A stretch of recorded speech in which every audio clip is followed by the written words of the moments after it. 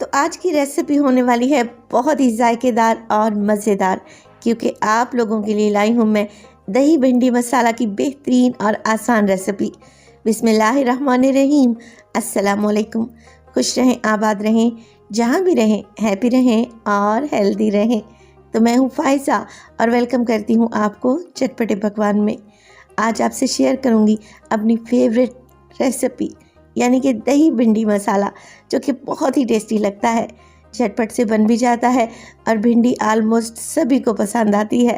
तो रेसिपी को अंत तक देखें। रेसिपी अच्छी लगे लाइक कर दें और चटपटे पकवान को सब्सक्राइब भी कर लें। तो चलें जी, जल्दी से रेसिपी स्टार्ट कर लेते हैं। तो जायकेदार दही भिंडी मसाला बनाने के लिए एक कढ़ाई में डालूंगी तकरीबन 3 से 4 टेबलस्पून कुकिंग ऑयल के, और इसमें शामिल करेंगे आधा किलो भिंडी। भिंडी को पहले अच्छे से धोएं और इसे सुखा लें, तभी इसमें लेस नहीं रहेगा। इसके अलावा डालूंगी 2 मीडियम साइज़ के प्याज, जिसे मैंने मोटा मोटा सा चॉप कर लिया है।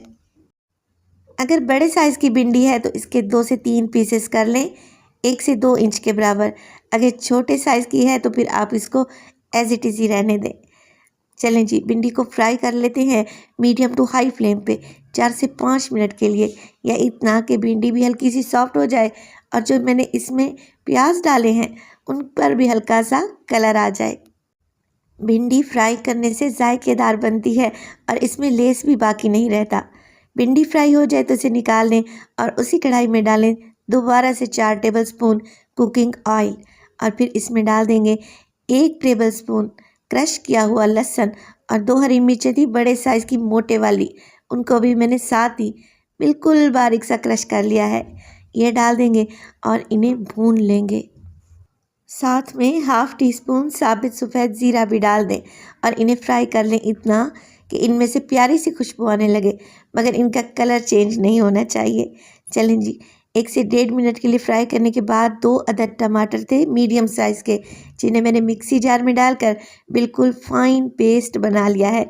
ये शामिल कर देंगे और अच्छे तरीके से मिक्स करें, और साथ के साथ इसमें मसाले भी डालें। नमक डालूंगी हाफ़ टी स्पून। इसके बाद मैं डालूंगी सुर्ख मिर्च का पाउडर 1 टीस्पून, धनिया पाउडर डालेंगे 1 टीस्पून, और इसमें शामिल करेंगे हल्दी तकरीबन 2 से 3 चुटकी या 1/4 टीस्पून। नमक मिर्च मसाले आप अपने जायके के मुताबिक कम या ज़्यादा कर सकते हैं। मिक्स करें और मसाले को अच्छे तरीके से भून लें कि ऑयल ऊपर आ जाए और टमाटर का पानी भी ड्राई हो जाए। मसाले को जितना अच्छे तरीके से भूनेंगे सब्ज़ी का टेस्ट उतना ही बेहतरीन आएगा।